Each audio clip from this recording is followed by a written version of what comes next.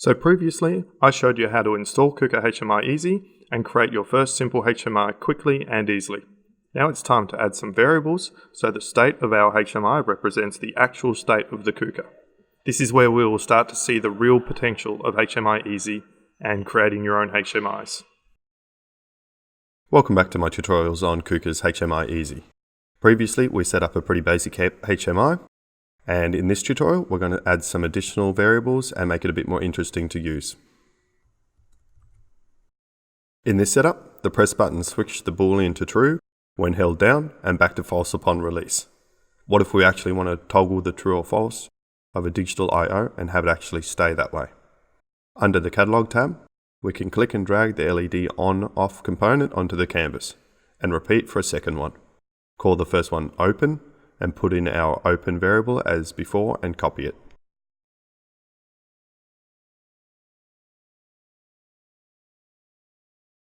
Select the second one and give it the header closed and set the variable to 16. With these, we can turn on and off our digital I/O. Also, with our image, why don't we set it so it displays as open or closed depending on the current state of the digital I/O. For this, we're going to have to create our own new user-defined variables. In the project structure, we will select the Files tab and select our controller. KRC, R1, in the System folder is the config.dat file. Double-click it to open it in WorkVisual, and if we scroll all the way down the bottom to locate the predetermined area for user-defined types, externals, and variables. Clearly labelled, as this is where to put in our modifications. Firstly, we declare a new variable called myCharacter.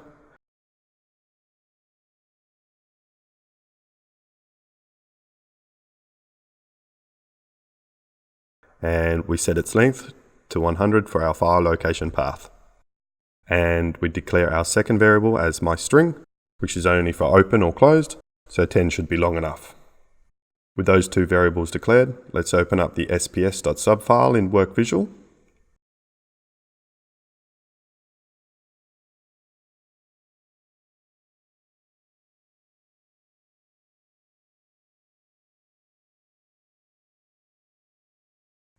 Locate the user PLC fold to make our modifications. Now we just need a simple if-else statement. This will be if digital out then. So if the digital out is true, then we want myCharacter to be equal to the file path of the image. So we know that if 16 is on, then the gripper is open.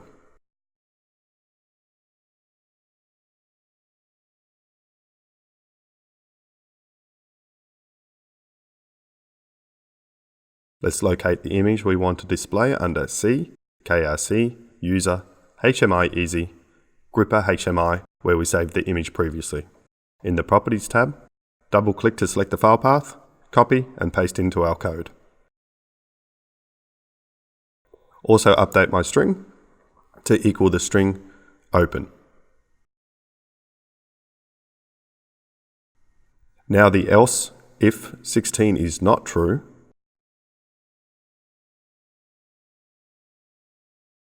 we can simply copy and paste the above code and change myString to equal closed.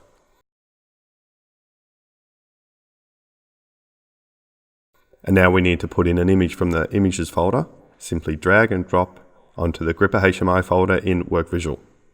Select the image and double-click the action parameter in the Properties tab to copy the file path and place it in our else statement.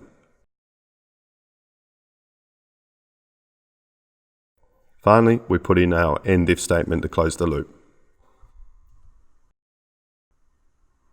Now, when we go back into the HMI on the pendant, our image should be updating depending on the status of the digital I/Os. And to display myString, we can click and drag a text box element onto the canvas. With the header gripper status and variable will be myString. So whatever the variable myString is set to will be displayed within this text box. Text boxes also allow you to restrict the data types allowed. Say if you're using it to modify another variable, for example, you can make it numeric only numeric integer, or positive integers only. But for this example, we are calling up a variable and not modifying one, so we're leaving it at its default value. Now let's put a new push button on the HMI's top right corner. Get rid of the header, position it in the middle, and let's call it exit. A great feature of HMI Easy is that it comes with predefined variables.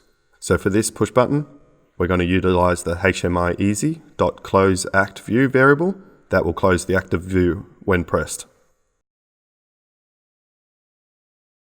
For a bit of fun, why don't we put in a logo so people know whose HMI this is.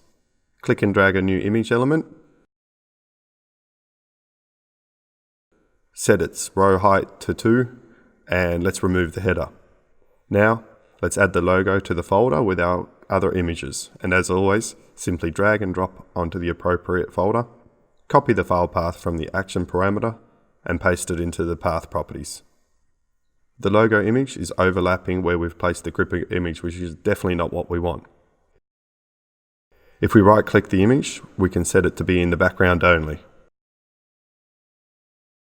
Now, let's set the administration privileges for our exit button. If we choose Advanced Configuration, it means only an administration level user can activate the button. A great feature if you have Kuka users of varying experience. Let's log back in as expert and deploy it to our Kuka controller.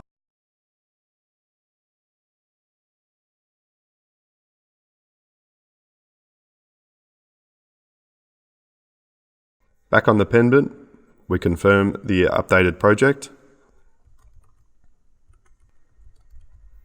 In order for our new variables which we inserted into our config files to take effect, it will require a restart of the control PC. So once that's restarted, let's have a look at our new HMI. A few moments later.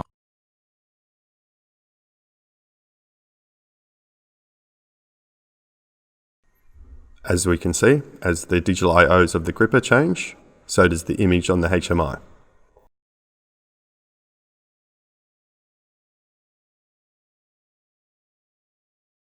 The exit button is grayed out as we aren't logged in as an administrator. Switch to an administrator level user, and it is now available to close the active view. And that's it for my introductory tutorials on Kuka's HMI Easy. A big thanks to Kuka for providing the license, and the team at Kuka Spain for assisting with these videos. Hopefully some of you have found these helpful and see the real potential in quickly and easily setting up your own HMIs with Kuka's HMI Easy. Look forward to even more robotic videos coming soon.